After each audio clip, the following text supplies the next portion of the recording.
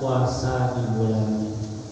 Wa ata'at zaujaha, ia taat terhadap suaminya selama suami itu tidak memerintah kepada perbuatan maksiat. Kemudian wa hafazat farjaha, dan ia memelihara tentang dirinya, kehormatan dirinya ketika suaminya tidak ada di hadapannya, dan dia menjaga harta-harta yang di rumah ketika suaminya tidak ada. Nah, perempuan yang demikian adalah tadkhulul jannata min aisya'at, ia masuk ke dalam surga min aibabin sya'at, dari beberapa pintu yang mana ia berada. Nah, orang yang punya suami, orang yang punya istri seperti itu, maka dia mendapatkan kebahagiaan. Ya. Tetap mendapat kebahagiaan atau kesenangan, karena dia tidak khawatir meninggalkannya. Yang kedua, wa auladuhu athar, dan anak-anaknya juga baik, saleh, ya, baik, taat kepada orang tuanya, taat kepada menjalankan perintah agama, juga adalah mendoakan orang tuanya, disebut anak yang abrar, ya, baik. Wa khulaqahu shalihin, ya, dan dia selalu bergaul, berteman orang-orang yang saleh, orang-orang yang baik, ya. Orang-orang yang baik, orang-orang yang saleh. Kenapa? Dengan dia bergaul dengan orang yang saleh, dengan orang yang baik, maka dia terikut juga baik, ya. Kalau bergaul dengan orang yang baik, kalau berteman dengan orang penjual minyak harum, insya Allah dia akan terkena juga bau harumnya. Ya, kalau ini Rasulullah mengumpamakan, kalau berkawan orang yang tukang besi yang membuat tupak, besi yang buat parang, buat apa, yang pakai api itu ya, kalau dekat, kalau sekurang-kurangnya juga terkena juga panas atau percikan apinya itu. Nah, itu kata Rasulullah, ya. Dan berkawan dengan orang yang baik itu besar hikmahnya. Di mana ada satu dibisarkan dalam kitab, seorang itu sudah beberapa pertanyaan ditanyakan oleh malaikat tentang kebajikannya, tidak ada yang sesuai tentang kebajikannya, tidak ada yang sesuai. Ya. Lalu terakhir disuruh oleh Allah kepada malaikat supaya orang itu dipulihkan, bawa ke surga, padahal tadi dibawa ke neraka. Nah, kemudian dibawa ke surga, belum sampai ke pintu neraka dan dibalikan bawa ke surga. Lalu malaikat protes, ya Allah, kenapa orang ini malah terbawa ke surga, padahal kan bermacam-macam pertanyaan tentang kebajikan tidak ada yang sesuai. Ditanyakan tentang pernahkah duduk di majelis taklim, dijawab tidak pernah. Pernahkah makan satu hidang dengan orang alim, tidak pernah. Nah, kemudian apalagi namanya ditanya siapa namanya, adakah orang alim yang sama dengan namanya, tidak ada juga. Kalau nama sama dengan orang alim, ada juga hikmahnya, dan orang baik, tapi tidak ada sama. Namun akhirnya orang ini dibalikan ke surga. Nah, malaikat protes kepada Allah, Maka Allah jawab, aku lebih tahu tentang si fulan itu, bahwa dia ada punya kawan yang baik. Kawan yang baik. Nah, kawannya itu, kebanyakan kawan itu kan suka bergaul dengan orang alim. Karena orang dia suka bergaul dengan orang alim, maka kawannya tadi menjadi baik. Ia berkawan dengan itu jadi baik juga. Nah, ya. Maka mendapat kebahagiaanlah dunia dan akhirat. Karena berkawan dengan orang yang saleh itu akan membawa dia kepada kebaikan.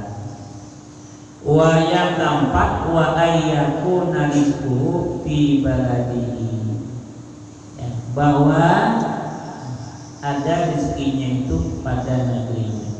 Artinya dia dalam berusaha mencari nafkah itu di dalam negerinya,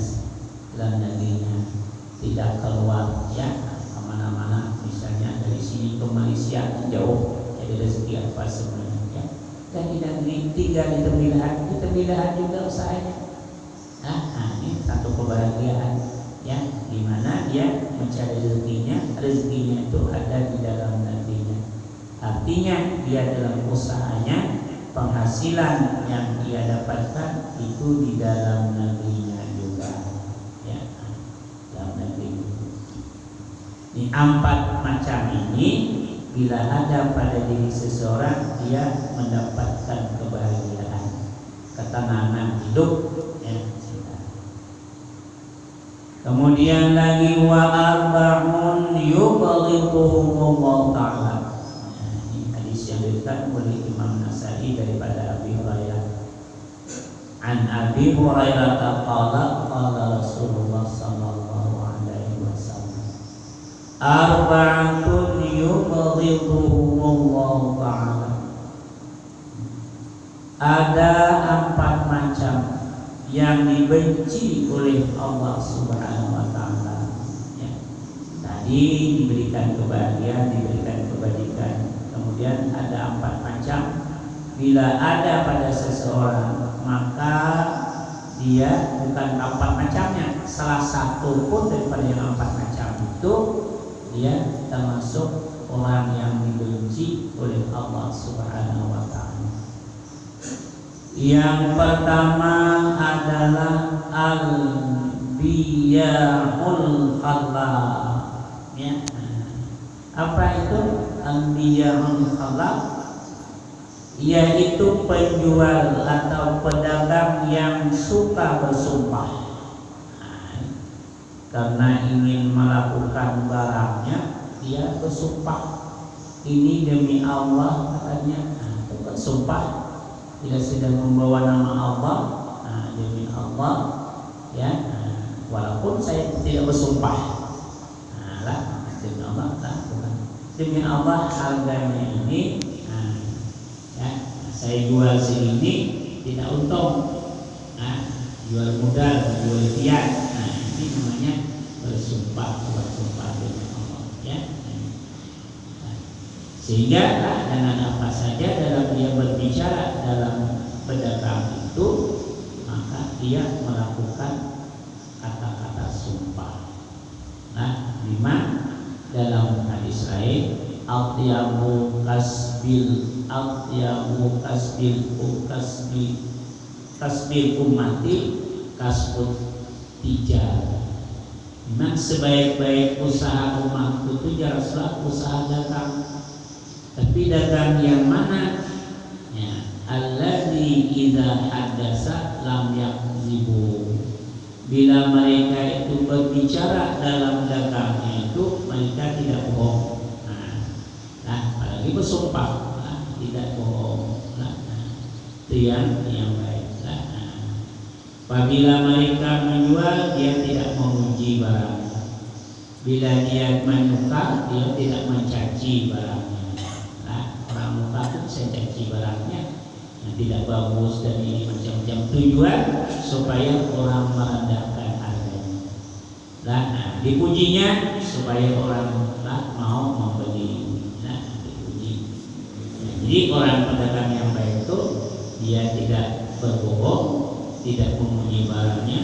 Kalau dia selaku penjual, ya, kalau dia pembeli, dia tidak menghina barang yang akan dibeli. Ya, kalau diberi khianat, diberi amanah, si pedagang yang membeli dia tidak khianat. Ya, tidak amanah, dia tidak khianat. Ya, bila diberikan hutang, dia tidak menyalahi janji. Kalau dia menghutangi, orang yang menghutang tidak mempersulit kepada orang. Mana orang yang mempersulit belum sampai janji sudah diterima, itu mempersulitkan. Yang amanah tadi yang mana? Bila diberi mereka tidak menyalahi janji, ya, tidak khianat. Bila janjinya, dia tepati janjinya. Itu pedagang yang bagus. Luar daripada itu berarti bukanlah yang bagus. Ya. Wal biya'un halal, itu orang yang dimurkai oleh Allah. Pertama adalah penjual atau pedagang yang suka bersumpah. Yang kedua, ini wal fakirul muhtal. Wal fakirul muhtal, orang miskin, bahkan lebih daripada miskin, lebih fakir. Sini wal fakir, orang fakir, orang miskin yang sombong. Ya, orang miskin yang sombong, apalagi tambah susah rezekinya, ya, sudah miskin tapi sombong, ya. Kemudian dari wasyaikhun zani, orang-orang tua, dah tua, umur 60, 50, 60 masih berzina. Dan wasyaikhun zani itu, ya, orang-orang yang sudah tua yang masih melakukan perbuatan racun atau zina. Umur 60 sudah saja dan ya, maka Allah sangat murka saat itu. Yang keempatnya wal imamul jair, yaitu pemimpin yang durhaka. Ya, pemimpin yang durhaka, pemimpin yang tidak amanah, ya, pemimpin yang berkhianat terhadap orang yang dipimpin. Ini termasuk yang dimurkai oleh Allah. Nah, kalau jadi pemimpin, pemimpin yang jujur itu surga tempatnya. Nah, al-imamul adil, orang yang 7 macam orang yang mendapat naungan dari Allah pada hari kiamat nanti, di mana tidak ada lagi naungan kecuali naungan Allah. Itu yang pertama adalah al-imamul adil, seorang pemimpin yang adil. Nah, termasuk seorang pemimpin yang adil, itu mendapat naungan dari Allah dan dia mendapatkan surga. Yang kedua, ya, dari hadis itu, yaitu syabun nasya'a fi ibadatillah, orang yang masih muda tapi rajin beribadah kepada Allah. Masih anom, ya, jarang orang muda, pemuda, contohnya dalam kita sini aja, dalam majelis ini, ada yang jarangnya muda, yang tua-tua maksudnya. Ada yang muda rajin beribadah kepada Allah yang mendapat naungan. Kalau kita yang tua ini sudah wajar, ya, wajar. Kapan tadi? Karena sudah, ya, umur sudah, sisa-sisanya tadi, tidak sisa. Kemudian rajulun, ini masuk kita. Rajulun qalbuhu mu'allaqun fil masajid. Orang yang mendapatkan naungan di sisi Allah itu, ya, yaitu laki-laki yang hatinya bergantung di masjid. Artinya bergantung masjid, artinya idza kharja minhu hatta yauda ilaihi dalam sambungannya. Apabila dia keluar dari masjid, dia bercita-cita lagi akan ke masjid lagi. Artinya bila subuh keluar dari masjidnya, nanti bercita-cita lagi zuhur dengan ke masjid lagi. Itu hati yang bergantung pada masjid. Nanti zuhur kemudian saya ke masjid lagi. Keluar setelah salat zuhur, nah bercita-cita lagi, artinya itu bahwa nanti asar ke masjid lagi. Nah, keluar salat asar, nanti bercita-cita artinya maghrib akan datang lagi ke masjid. Begitulah terus menerus. Ini yang disebut hati mu'allaqah di masjid, hati yang bergantung di masjid, yang bergantung di masjid. Nah, kemudian ya, rajulani, dua orang laki-laki, ya, rajulani, dua orang laki-laki, ya, tahabban yang mereka itu cinta pada Allah, cinta karunia kepada Allah. Bila ila ijtama'a bila waqa'a, bertemunya karena Allah, berpisah juga karena Allah. Bertemu karena Allah, karena silaturahim, menjalankan yang baik. Nah, itu namanya karena Allah. Berpisah karena ada masing-masing keperluan, bukan karena perkataan. Ya. Kemudian ada lagi disebutkan, ya, yaitu yang dunia yang hadis itu, yang seorang laki-laki da'at, ya, imratun la jamalin buat, ya, seorang laki-laki yang dirayu oleh perempuan, tapi untuk melakukan suatu perbuatan zina, lalu dia berkata, inni akhafullah, aku takut kepada Allah. Ini ya, seorang laki-laki yang dirayu oleh perempuan tamam sabit wa jamalin, yang seorang perempuan bangsawan dan cantik, tapi yang mengatakan aku takut kepada Allah. Dan yang berikutnya lagi, rajulun tasaddaqa fa'afaha hatta la ta'lamu shimaluhu ma tunfiqu yaminuhu. Seorang laki-laki yang bersedekah sembunyi-sembunyi sehingga tidak tahu tangan kirinya apa yang diberikan oleh tangan kanannya. Apa maksudnya? Jadi tangan kiri tidak tahu tangan kanan. Artinya saking dia sembunyikannya, orang yang dekat dengan dia itu tidak tahu juga.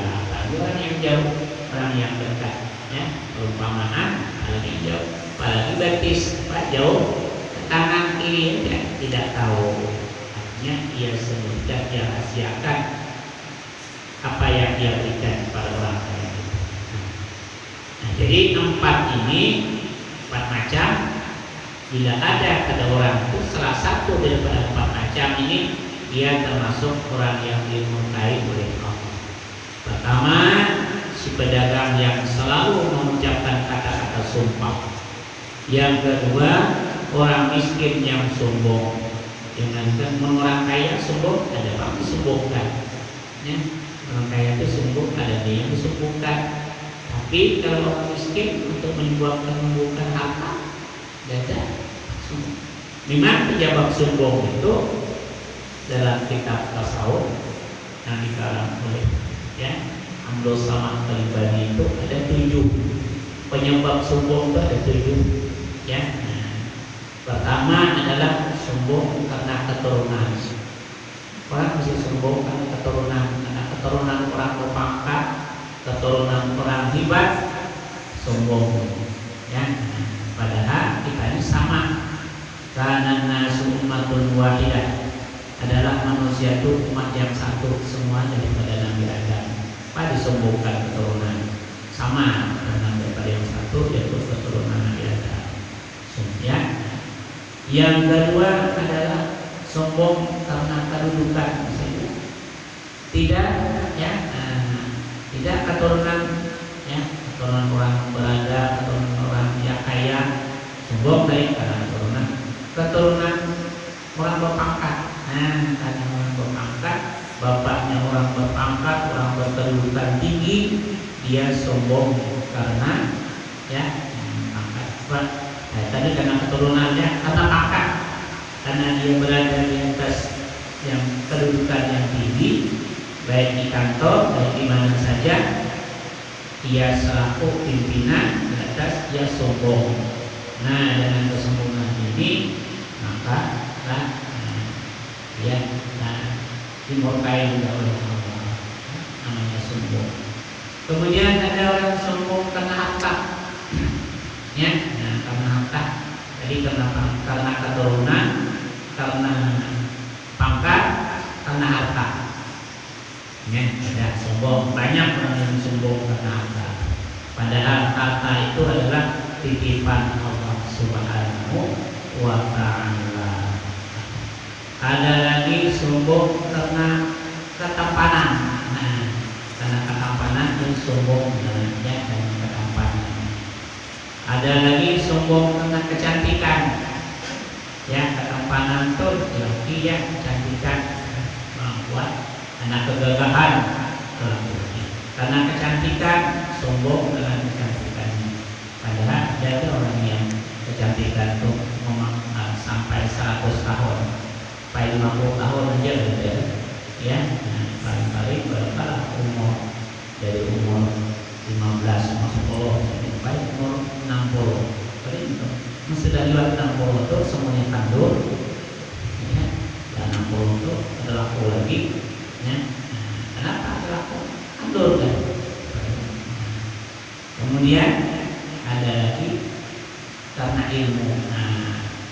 Di antara semua itu yang paling besar dosanya sombong karena ilmu. Karena tahu, lalu sombong. Karena ilmu. Ini sombongnya. Semua sombong itu